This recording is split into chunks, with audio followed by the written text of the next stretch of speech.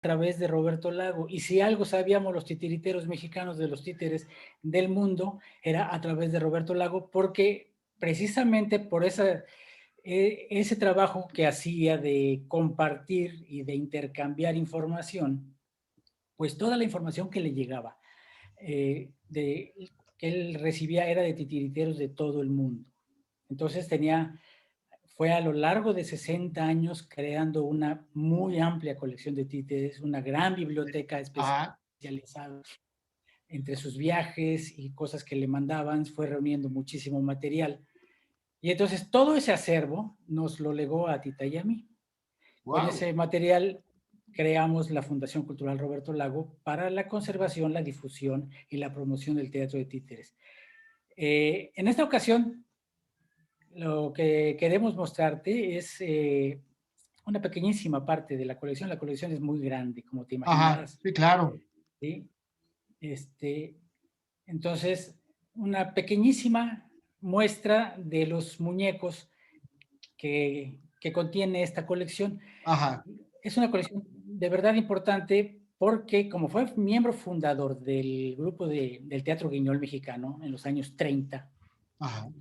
pues entonces hay una serie de artistas muy importantes que en ese momento ya tenían un gran peso específico en la cultura nacional. Te estoy hablando del matrimonio Cueto, por ejemplo, de Germán y Lola Cueto. Germán Cueto era escultor, Lola Cueto, su esposa era Lola Velázquez de Cueto, era artista plástico. O sea, no porque Germán no haya sido artista plástico, pero él se dedicó más a la escultura. Ajá. Lola pintaba, hacía tapices, hacía papel picado, cosas bellísimas, y por supuesto títeres, ¿no? Estaba también la primera esposa de Diego Rivera que regresó con este grupo de artistas de París, vino siguiendo a Diego, que se llamaba Angelina Beloff. Ok. Ella también se integró a este grupo de titiriteros. Estaba la primera esposa de Siqueiros, Graciela Amador, que de cariño le decíamos Gachita, Gachita Amador. Ella escribió muchísimas obras, hizo muchos cuentos, y si hay oportunidad te contaré una anécdota que es genial acerca de las cosas de Gachita, ¿no? Ajá. Para empezar, bueno, te puedo decir que el cuento, creo, y estoy casi seguro, casi cierto, de que el cuento más representado del teatro guiñol mexicano es un cuento de Gachita Amador que se llama La cucarachita hacendosa. Ok. Decía Roberto Lago que era un cuento autobiográfico, porque el personaje de la cucarachita hacendosa es un personaje de que todo el mundo abusa por su bondad. Ajá. Entonces, Lago decía que la gente abusaba mucho de Gachita porque era muy buena. Ajá. Sí. Bueno, y así por el estilo. A este grupo de artistas que llegaron de Europa se sumaron artistas que radicaban en México, como Ramón Alba de la Canal. Ramón Alba de la Canal, poco se conoce su nombre, era un gran pintor y le enseñó muchos trucos a Diego Rivera acerca del muralismo, de cómo pintar Ah, ok. murales. Entonces, contaba una anécdota en alguna ocasión que estaba pintando el mural de los talleres de la Secretaría de Marina en el centro de la ciudad y vio a un muchacho regordete parado abajo de los andamios, muy atento a lo que hacía. Y ya después de la plática resultó que era Diego Rivera. Diego Pero bueno, Rivera. sí. Estaba Leopoldo Méndez, que era un artista gráfico, él hacía grabados maravillosos, y en Ajá. ese entonces era director del Departamento de Artes Plásticas, de la sección de Artes Plásticas, perdón, del Departamento de Bellas Artes. Todavía no existía el Instituto Nacional de Bellas Artes. Ajá. Estoy hablando del inicio de los años 30. De hecho, la primera actividad que hubo en el Palacio de Bellas Artes, a pesar de que se se difundió el gran estreno de la sala principal con la Ajá. obra La vida sospechosa de Juan Ruiz del Arcón. La primera actividad que hubo en el recinto, que no en el escenario principal, pero sí en el recinto, en el lobby del palacio, fue una función de teatro Guiñol. En 1934, días antes de la inauguración oficial. ¿Sí? Esto lo contaban los titiriteros. Ajá. Está como anécdota. Esto no aparece, son de estas anécdotas que no aparecen en ningún Claro, libro, porque tú sí. que yo tuve la fortuna de crecer cerca de muchos de ellos y escuchaba las anécdotas y cómo lo platicaban, y yo, bueno, era curioso, como chavo que era curioso, preguntaba y me contaban muchas anécdotas. Ajá. ¿No? Aquí te voy a contar una de las anécdotas de Gachita, precisamente. Escribieron una obra, Gachita Amador, que se llama La Gallinita Roja, que por aquí debo tener el muñeco, no sé si está por aquí, bueno, si lo encuentro te lo muestro. Aquí Ajá, está. sí, sí. Es un muñeco bellísimo que hizo Angelina Beloff, la esposa de Diego, ¿sí? Lo pintó Lola Cueto y lo vistió Lola Cueto, ¿sí? Entonces, Gachita Amador hizo el texto de La Gallinita Roja, que es, la anécdota es muy simple, es una gallina que llama a los animales del corral a ayudarle a cosechar maíz, a sembrar maíz, cosechar maíz, y nadie quiere. Entonces, pues llama a sus hijos, los pollitos, y los pollitos le ayudan a trabajar. Y mientras trabajan, los pollitos cantan una cancioncita que dice: estos pollitos trabajadores hacen pasteles, regan las flores, mamá gallina está muy feliz, hoy sus pollitos siembran maíz. Okay. Es una melodía muy identificable. Sí, claro. La identifica, ¿sí? La versión más conocida de esa melodía es Allá en la fuente, Ajá. bueno, esa canción maravillosa de Cri Cri. Y la anécdota está en que esta canción de Cri Cri se hizo en 1934, la publicó, se hizo muy popular en 1963, y el cuento de la gallinita roja se estrenó en 1936. Ah, ok. Entonces, yo le preguntaba, cuando era niño, le preguntaba a Angelina en una función que fui acompañando a mi señor padre, y ahí estaba Angelina, y le pregunté que por qué cantaba la canción de Cri Cri. Y entonces me dijo, no es que haya sido de Cri Cri. Y luego me explicó, lo que pasa es que antes nos compartíamos el material. Y sí, Ajá. no es nada difícil de suponerlo, porque esto que te cuento es en los años 30.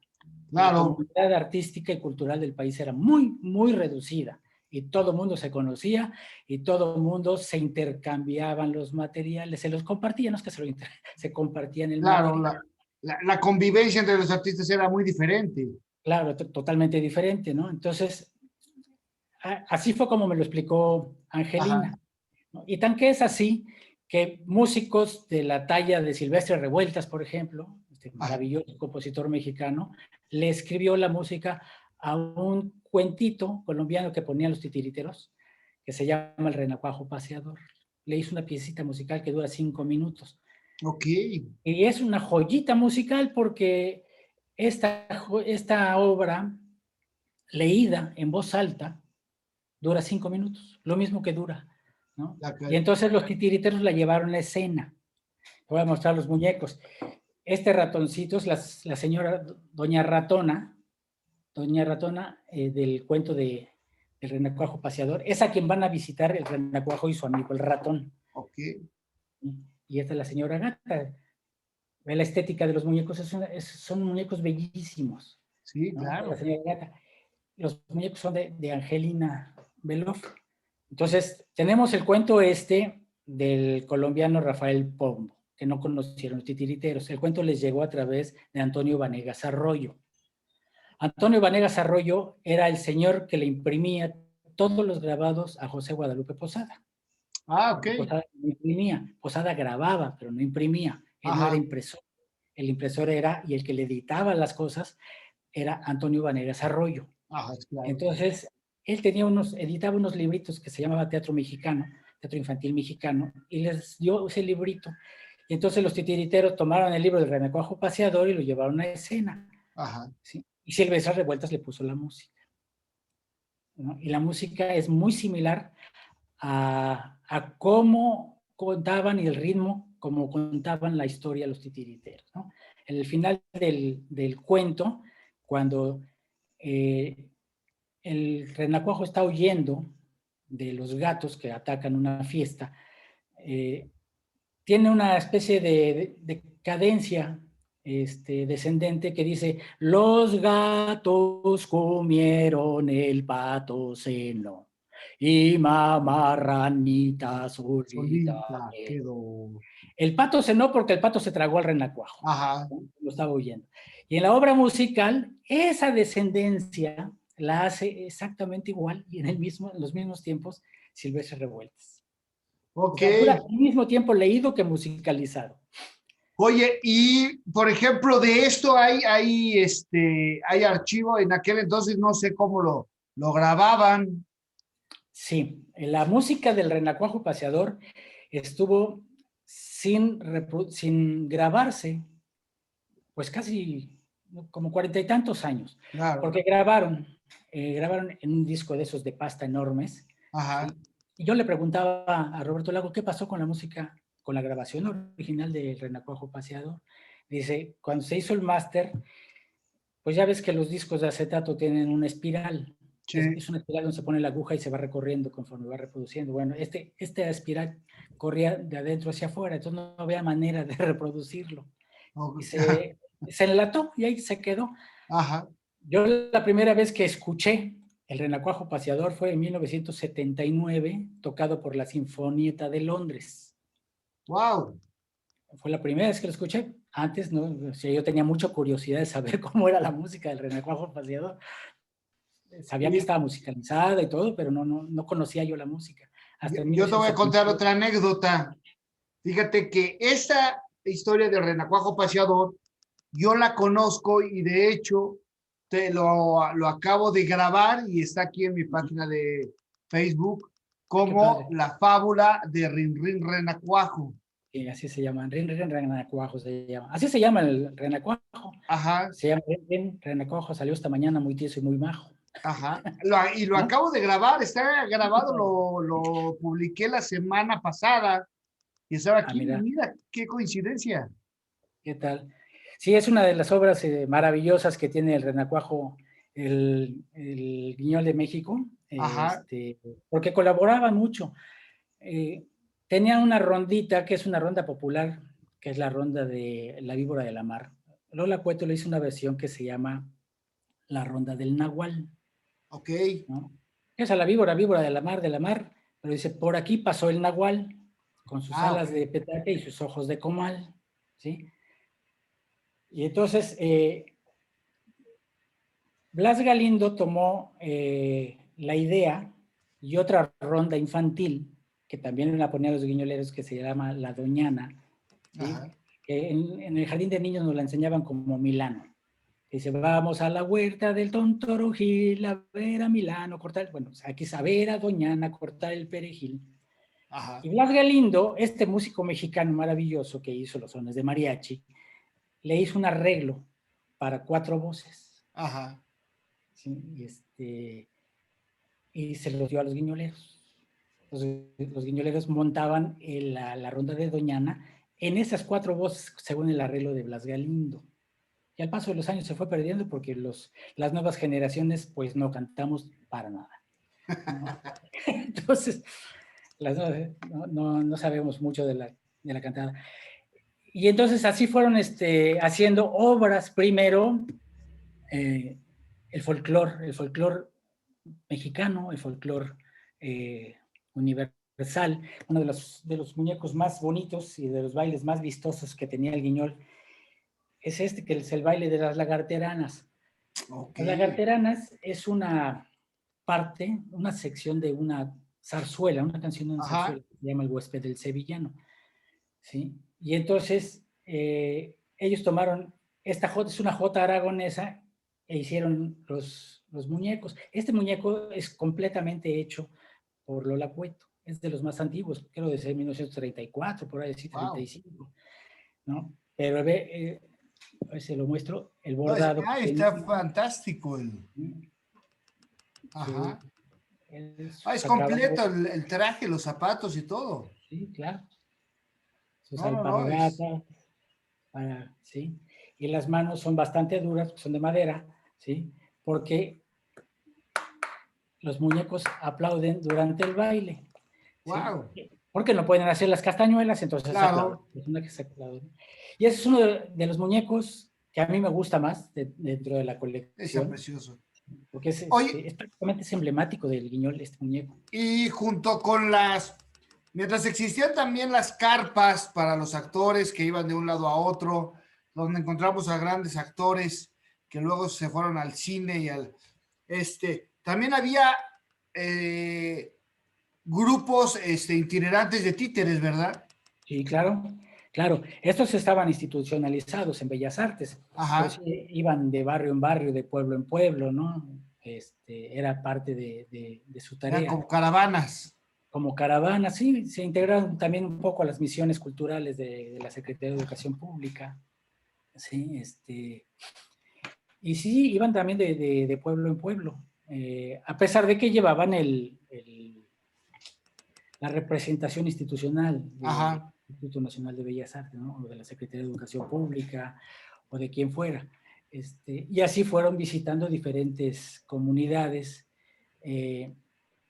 Llegaron ahí por los años 30, perdón, 50, el inicio de los 50, a Chiapas y a los promotores indígenas o indigenistas de la comunidad chiapaneca de la selva lacandona les llamó mucho la atención cómo se conectaba el público con los títeres del Guiñol Ajá. y solicitaron que si algún grupo de Bellas Artes podía ir a hacer una campaña de alfabetización.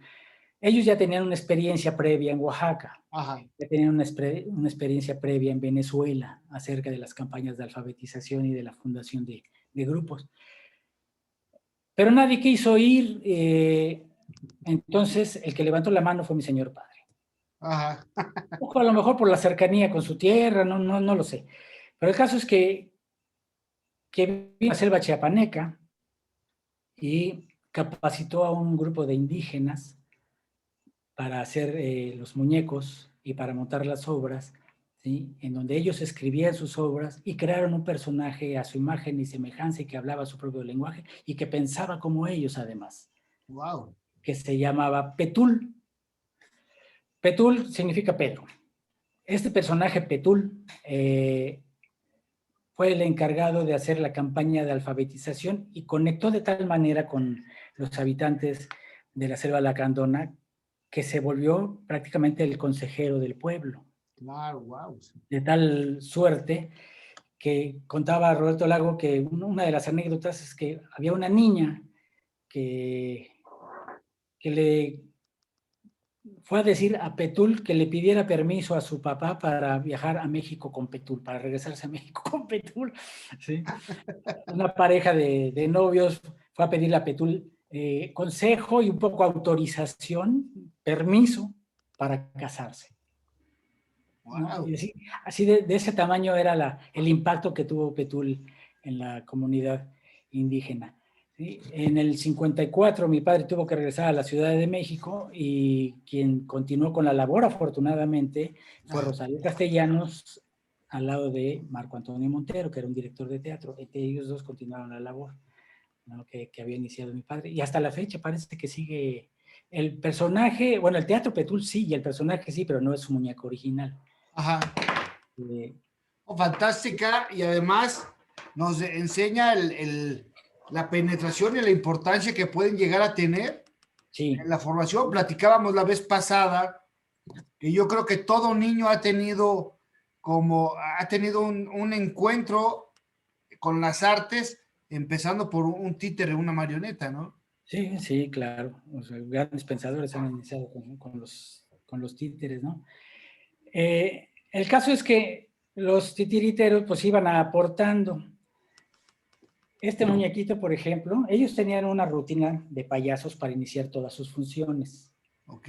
¿Sí? Que Ay, era el no. payaso de su patiño. Este es el patiño, el señor director, y este es el payaso. ¿Sí? Ok. Que son los que hacían el prólogo de las calaveras. Este muñeco lo hizo Eduardo Contreras.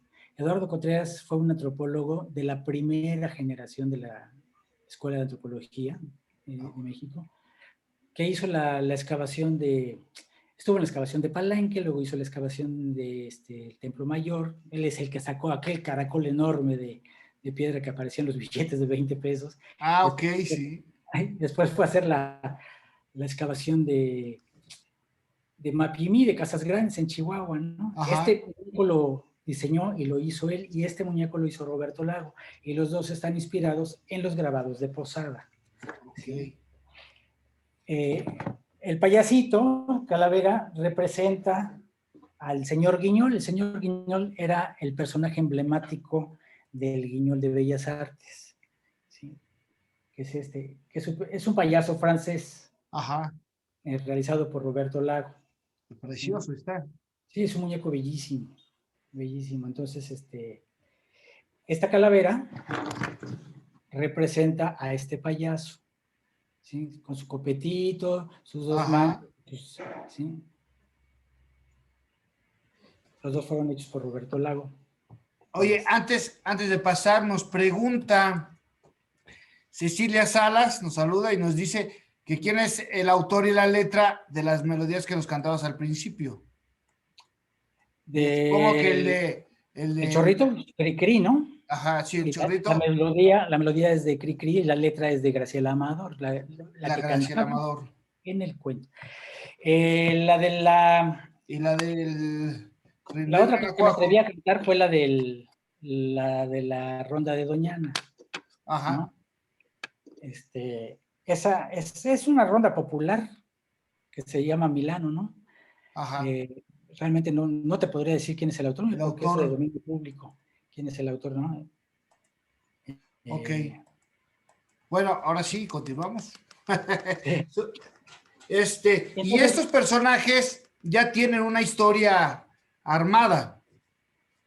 sí, las dos calaveras son parte del prólogo. El prólogo de presentación se utiliza en todas las funciones del Guiñol mexicano. Ok, Nosotros hasta el fecha lo seguimos utilizando. Es una rutina de payasos, ¿no? En donde que salude y el payaso se equivoca y el patiño lo corrige. Total que el payaso termina poniendo en ridículo al patiño. Es una rutina de payasos ajá, clásica, ¿no? Para presentar la función y después el payaso conduce la función. Las funciones del Guiñol estaban formadas por números musicales, rondas y cuentos tradicionales, ¿no? Entonces, se abocaron un poco a la literatura ajá, universal, los titiriteros, porque era la forma más fácil de captar la atención del público con historias que ya conocían, ajá. porque las historias que no conocían no se interesaban con tanta facilidad y como no tenían la experiencia necesaria, pues no, no sabían todavía cómo enganchar bien al público, ¿no? Ajá. Entonces empezaron a contar que si el cochinito, que si los tres cochinitos, que si los tres ositos, que si la cucarachita Martínez y el ratón Pérez, ese tipo de historias que todo el mundo Ajá, claro. conocemos, ¿no? Pero llegó el momento que les empezaron a sentir el gusanito de la obra de arte, querían hacer títeres como lo que vieron en Europa, ¿no? Como Ajá. las grandes compañías titiriteras de Europa. Y se abocaron a montar obras clásicas, Ok. como Don Juan Tenorio, por ejemplo. Esta monja que está aquí atrás es la abadesa de Don Juan Ajá. Tenorio.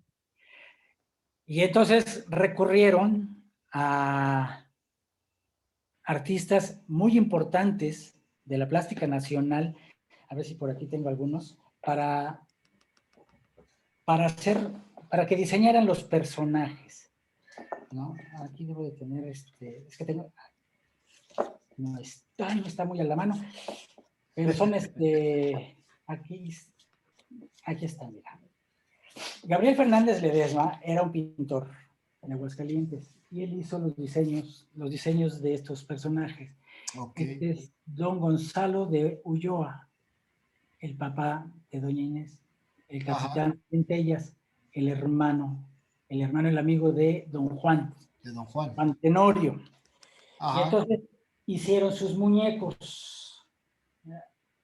Pero este es el capitán Centellas. Y aquí está Don Ah, míralo. Gonzalo de Sí, Ulloa, está bueno. basados en los diseños de Gabriel Fernández Ledesma. Me voy a ir uno por uno para que los son Ajá, muy sí, claro. bellísimos, ¿no? Si te fijas, son muy grandes. Sí. Esta obra la estrenaron en 1941 en la sala principal del Palacio de Bellas Artes. Sí, están gigantescos, ¿eh? ¿Sí? Y son de guiñol, son muñecos de guante, Ok. ¿no? ¿Cuánto mide Estos deben de aproximadamente? medir alrededor de 60, 65 centímetros. Es grandísimo. Sí, son muñecos muy grandes. Eh, y Y, después, a ver, ¿qué y inquietud tienes? necesita ser, supongo yo, sumamente diestro para poderlos, Sí, sí, obviamente requiere de todo un entrenamiento porque los muñecos son muy grandes. claro, así. Entonces, Sí, a mientras más grande, diferencia del muñeco que solamente es cara y manos, ¿no? claro, la, es difícil manejar estos muñecos precisamente por sus dimensiones, Ajá, sí, claro. porque a decir que esto es un atentado al arte mexicano, el hecho de que yo esté usando estos muñecos, pero lo he hecho toda mi vida y estoy tan familiarizado con ellos que, Ajá, pero sí, tan grandes que hasta a mí me queda grande, ahí está, ¿sí? Entonces, si yo levanto el brazo, ajá, por más que lo levante, queda exactamente a la altura de mi cabeza, claro. ¿sí? Entonces son muñecos muy, muy, muy expresivos, de gestos muy fuertes. Vamos a ver, Ajá, es este mismo. A ver si, sí. De gestos muy fuertes, precisamente porque fueron creados para ese escenario. ok. Necesitaban rasgos muy, muy Ajá, poderosos. Entonces, bueno, entre los artistas plásticos que rodeaban el movimiento del Guiñol, eh, había un señor grabador muy importante también de Aguascalientes que se llamaba Francisco Díaz de León, ok, sí. que seguramente has oído hablar de él, tú estás en Zacatecas, Pancho Díaz Sí, de sí, León. sí, claro. Bueno, Pancho Díaz de León contaba que cuando era niño su papá lo había llevado a la cárcel a conocer a su tío Gorgonio, Ajá, ¿sí? Y entonces, bueno, se fue a la cárcel y le impresionó, contaba que le impresionó mucho la mirada penetrante del tío, los bigotes alacranados del tío, ¿sí? Y la anécdota sobre todo, porque decía Díaz de León que le preguntó a su papá, ¿por qué está mi tío en la cárcel? ¿Sí? Porque mató a tu tía, a pedradas, en un arranque de celos. Entonces le contó la historia ajá, rápidamente y quedó muy impactado Díaz de León cuando era chavito. Esta anécdota se las contó a los titiriteros en una tertulia, ¿sí? Y un escritor de Aguascalientes también, Antonio Acevedo Escobedo, recogió la anécdota y la hizo obra de teatro en verso. Una joya de obra de teatro que se llama Ahí viene Gorgonio Esparza, el matón de Aguascalientes. Y ok. el propio Díaz de León, ¿sí? Hizo el boceto y Ajá, Fernando Ledesma hizo el diseño del muñeco. Esta es la imagen de Gorgonio Esparza como la recordaba Día de Francisco Díaz León. de León. Era porque decía, la anécdota, el texto lo dice que tiene su sombrero arriscado, ¿sí? Y usa un puñal, él mataba con puñal siempre. Y la anécdota es genial porque está escrita la obra, está basada en un hecho real, pero está escrita en tono de farsa y en verso, Ok, ¿no? sí. Entonces, en un arranque de celos, Gorgonio mata a la esposa, pero lo mataba con puñal, ¿sí? Y en esa ocasión estaba tan enojado que no la mató con un puñal, la mató a pedradas, con Ok. una piedra, le dio golpes. Entonces, esos golpes provocaron gritos en la esposa, obviamente, ¿no? Empezó a Ajá, gritar y no faltó el transeúnte que se asomó a ver qué estaba sucediendo. ajá. Porque no se dio cuenta, mató al transeúnte, ¿sí? Y quiso esconder a la esposa muerta y la aventó al pozo. Pero, como dice el texto, a los 3 días apestaba la muerta. Y así, pues lo agarraron y lo metieron a la cárcel. Ajá. Y se escapó de la cárcel justo cuando entra la revolución, cuando entran los revolucionarios a Zacatecas. ¿Sí? Ah, ok. Y se escapa. Pero cuando se escapa, pues se da cuenta que ya no tiene amigos, porque ya había Sí. matado a todos o los demás estaban en la cárcel. Se vio solo en el mundo y entonces se suicida Oh, qué caray. y se va al cielo. Gorgonio tenía un caballo que era su mejor amigo y el caballo bebía mezcal en Artesa. Aquí en Yucatán siempre tenemos que explicar lo que es la Artesa porque pues es algo que solamente se usa en el centro del país, ¿sí? Ajá. Porque hay las artesas que son como bandejas, ¿no? Sí. Como palanganas de madera, ¿sí? Ahí Ajá. le servían mezcal al caballo, un caballo borrachín, Su que buen era, mezcal, ajá. se fue mezcal al caballo, ¿sí?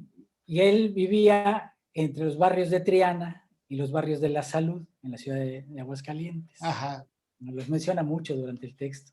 Y dice Ok. la historia que fue ahijado de las brujas y que fue bautizado por las brujas y que el primer alimento se lo dieron las víboras, el veneno Ajá. de las víboras. Era genial, es maravilloso el texto, ¿no? Entonces, bueno, esto es lo que hace muy importante esta colección.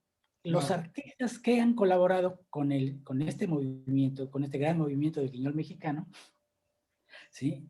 Del Teatro de Guiñol de Bellas Artes. Supongo que me preguntarás, ¿y por qué los tienen ustedes y no Bellas Artes? Es una pregunta que siempre nos hacen. Ajá. Si el Guiñol es de Bellas Artes, ¿por qué lo tienen ustedes y no Bellas Artes? En los primeros años del Guiñol no tenían presupuesto asignado, por supuesto. Tenían el permiso de la institución de hacer su trabajo, pero no tenían un presupuesto asignado. Entonces, entre el matrimonio Cueto y Lago, financiaban los trabajos. Ok.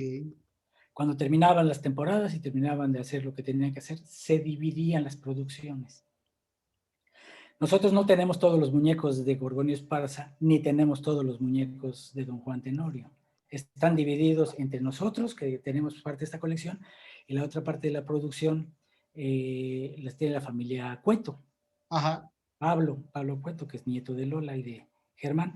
¿Sí? Y algunos de los muñecos, el Gorgonio original y su caballo original, Don Juan Tenorio original y Doña Inés original, los 4 personajes, están en una colección en Estados Unidos, en California, Sí, en una sí, me colección privada. imagino que, claro.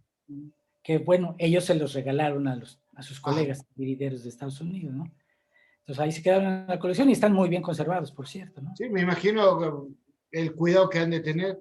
Si algún Claro. día se siguen peleando por el penacho de Moctezuma, lucharemos por las marionetas de Cueto, Claro, Guiñol, ¿no? ¿verdad? Sí, sí. La verdad es una maravilla. Y fíjate, nosotros tenemos este acervo desde hace 26 años, 25 años cumplimos en diciembre. 25 años que tenemos el acervo y desde entonces estamos pugnando por un espacio para un museo. Porque la No, pues colección hay es muy que, importante. hay que generarlo, claro, hay que Y no lo unirnos hemos para... logrado, ¿eh? No lo hemos logrado. Y vaya que hemos luchado e intentado, no tiramos no lo echamos en saco roto, ¿no? Ni tiramos la Claro, toalla, pero ya son muchos años no, son una joya, porque además hay títeres de diferentes técnicas, ajá, títeres de diferentes partes del mundo que él fue coleccionando a lo largo de años. claro, Estoy hablando de la maravilla de lo que es la parte histórica del guiñol mexicano, la historia exactamente, sí, nacional sí, del sí. guiñol mexicano, que es un movimiento muy importante y muy reconocido, ¿no? Pero la colección de títeres es muy, muy grande, la biblioteca es muy completa, muy grande también, y la cantidad de documentos y carteles y programas de mano, ya te imaginarás el tamaño de acervo que durante 60 Claro, años recopiló este señor, ¿no? Ya se lo juntamos con lo que nosotros habíamos juntado, reunido a lo imagínate, largo de los ajá. años. Se nos hizo una cosa enorme. Oye, y bueno, tú obviamente por el contacto directo con tu papá, pues aprendías muchas cosas como estas rondas las historias completas, pero ¿cómo enseñarle a los nuevos titiriteros todas estas rondas, todos estos cuentos, toda esta estructura del espectáculo? ¿Cómo Claro, es? es muy difícil porque el guiñol, particularmente este guiñol, que es como una especie como de teatro de museo, pues Ajá, ya casi a nadie le interesa, ¿no? Y me parece que es un error por descuido de las nuevas generaciones, claro, porque sin menospreciar el gran trabajo que hacen, la parte creativa que es maravillosa, ¿sí? Me da la impresión de que no tienen con claridad, no se dan cuenta con claridad del alcance y la penetración que tiene el teatro guiñol, particularmente esa técnica. claro, Eh, por el candor, por la capacidad de síntesis, porque decía Mireya Cueto que las marionetas, ¿sí? Se sostienen por el virtuosismo del titiritero, ajá, más allá de que están colgadas de hilos, ¿no? Pero se sostienen por el virtuosismo del titiritero. El Guiñol no. El Guiñol no tiene una técnica que admirar y se sostiene solamente por el espíritu del titiritero. Oh, Por wow, por eso el claro. contacto es tan directo, es Ajá. tan profundo, ¿no? Y es para siempre. Y Eh, es increíble porque, mira, en estos pequeños, pocos minutos que llevamos charlando, nos has contado un tesoro de la historia de México, de, de esa agrupación de titiriteros de los 30, o sea, es increíble, o sea, cómo no se debería o no se debe de perder este acervo. sí, sí, es muy, muy triste, porque además es una colección importante y grande. El Museo Nacional del Títere en Huamantla sí tiene muchas piezas del Guiñol mexicano, Ajá, que fueron donadas por el Instituto Nacional de Bellas Artes. Hay un museo nuevo en Puebla, bueno, nuevo de 2 años, ¿no? ajá, Que tiene muchas de las piezas del Guiñol mexicano, porque el Guiñol mexicano se disolvió. Y entonces, bueno, hay que dar los muñecos. Después del 85 vino en declive de una manera vertiginosa, porque el edificio en donde estaba albergado el Centro de Teatro Infantil de Bellas Artes, pues se cayó. Se ajá. cayó y se perdió mucha documentación, y se perdió algo que es importantísimo, o era importantísimo, que eran los moldes de los muñecos. Había más de Claro, 750 moldes ahí guardados cuando se cayó el edificio y vino la remoción de escombros. Pues para los que hicieron la remoción de escombros eran piedras, porque los moldes claro. eran de yeso. Esos moldes, todos esos moldes eran de yeso. Entonces, pues eran piedras, era escombro, Ajá. cascajo, como le dicen, y se Sí, fue. todo se Y fue. se perdió, esa parte de la historia del guiñol mexicano se perdió, casi. Porque nosotros Ajá. teníamos gran parte de la historia, porque Roberto Lago tenía la curiosidad de guardar una copia de todos los archivos, y como él era director, pues ya te imaginarás la cantidad de archivos que tenemos, Claro, wow. más los que existen en el Archivo General de la Nación, los archivos de la Secretaría de Educación Pública, los de Bellas Artes, ¿no? Pero sí se perdió muchísimo de la historia. Entonces, los titiriteros de esas generaciones, o que tuvimos la oportunidad de convivir con ellos o de verlos, sí estamos un poco en el deber, en la obligación de preservar este Claro. legado importantísimo, ¿no? Nosotros hacemos lo que podemos, lo que buenamente podemos. Ajá. Creamos la Fundación Cultural Roberto Lago para ese fin. Tiene su página en Facebook, así se llama, Fundación Cultural Roberto Lago, lo mismo en Twitter, ¿no? Y estaremos haciendo otras actividades ahora que todo está detenido de manera presencial. Bueno, estaremos Ajá. empezando a hacer cosas. Yo me imagino que los iremos exponiendo uno a uno, como la pieza Ajá. del mes o la pieza de la semana. No lo sé, tenemos que encontrar la manera de ir contando un poquito la historia del guiñol mexicano, ¿no? Y además Este, aquellos que nos decimos amantes de la cultura o creadores o hacedores, ¿no? Deberíamos de estar dentro de ese movimiento porque es algo increíble, es algo que se puede perder y que se perdería mucho el claro, sentido de la historia de México, en este caso, con esto. Pero más sí, las historias, las anécdotas, todo deberíamos de estar trabajando por aquello que dices, de poder crear claro, un espacio y crear y mantener este acervo y promoverlo para que las nuevas generaciones lo conozcan. claro, para que sepan de dónde viene su afición por los títeres, ¿no? Claro, claro. Sí, sí, sí. Yo les digo a algunos de los muchachos, adolescentes sobre todo, me gusta mucho platicar con adolescentes. Me sorprende mucho cómo reaccionan ante la historia.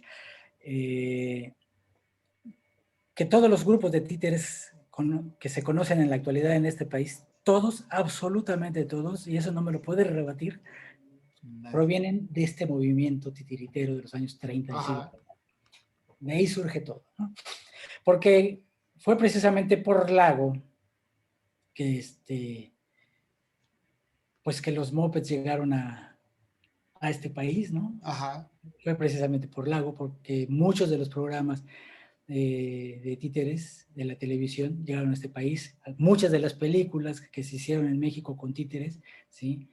Pues tenían relación con los titiriteros, salvo Cascabelito, esta Ajá. película de Capulina, ¿sí? Cascabelito era un personaje que ya existía, era parte de un titiritero de Guanajuato, era Ok. uno de los personajes que se llama Luis de León, ¿no? Él era el titiritero que hizo a Ah, y de ahí lo Cascabelito, jala Capulina y Viruta. a Capulina y Viruta. Ok. Yo supongo que trabajaba en alguna carpa, Ajá. ¿no?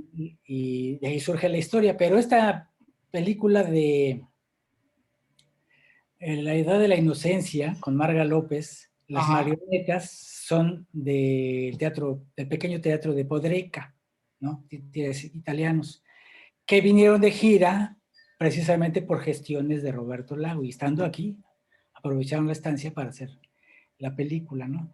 Ok. Entonces, bueno, eso es muy importante porque las personas vinculadas a la historia fundacional del teatro guiñol mexicano, Ajá. todos, absolutamente todos, ¿sí? Son la columna de la cultura nacional en la actualidad. ¿Sí? Claro. Todos. Los grandes muralistas colaboraron con el guiñol. Los grandes músicos colaboraron con el guiñol. Hay entre los documentos, hay un corrido que se llama el Corrido de los Titiriteros, que tiene la música de Carlos Pellicer, la letra de Carlos Pellicer y la música Wow. de Carlos Chávez. Y es un corrido, ¿no? Ajá. Y así por el estilo, colaboraban y participaban y se divertían todos con el arte de los muñequitos, de estos personajes sin pies, ¿no? Claro. No, Entonces, sí es importante dentro de la historia cultural del país, el movimiento claro. de los titiriteros, ¿no? Y hablando de esta, aunque sean diferentes técnicas, todo, pero ¿qué generación no tuvo contacto con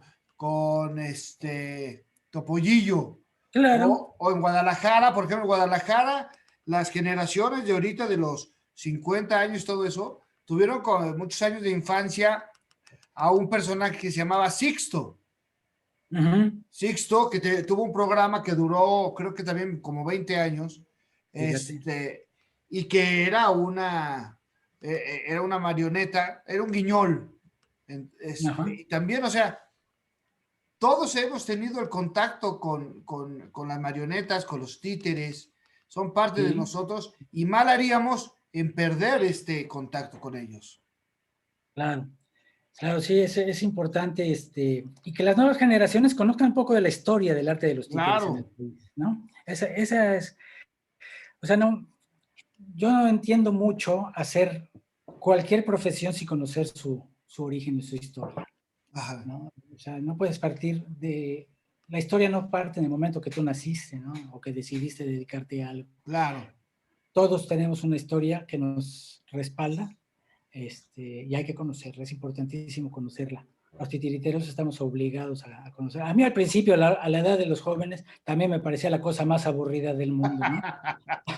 Hasta que me di cuenta de la importancia que tiene, la importancia de los artistas que participaron, ¿no? ajá, Sin embargo, yo estaba más obligado que nadie, pero también me parecía medio aburrido. claro, Esa ya parte lo la entiendo, llevabas en la sangre, ajá, esa parte la entiendo. Pero sí, sí es muy importante. Y mira, a través de la página de la Fundación Cultural Roberto Lago, ponemos Tita y yo a la disposición de todos la información que requieran. Si está en nuestras manos en ese momento, se las proporcionamos. Y si no, lo que sí podemos prometer es echarnos un clavado entre los libros, entre los documentos, averiguar lo que nos solicitan y si lo tenemos, con mucho gusto lo compartimos. ¿No? Es importante que la gente, porque a veces nos dicen es que no hay bibliografía de títeres. Claro que hay, y mucha. ajá, Es que no hay repertorio. Claro que hay mucho, casos que no se ha publicado. Ahí sí es algo que nosotros le debemos a la comunidad, ajá, porque tenemos el repertorio de Bellas Artes completito, ¿no? Que son más de 250 obras. Tenemos que hacer la antología y publicarla.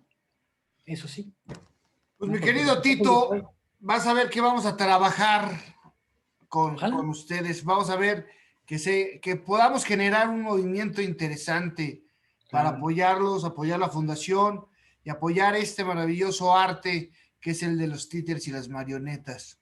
¿Eh? sí, sí, es un arte bellísimo, decía que el Lord Byron, que el que no ama a los títeres no está preparado para vivir. Ciertamente, No está preparado para ciertamente. vivir. Y eso le dice un buen pensador, un gran pensador, ¿no? Como Lord Byron. Claro.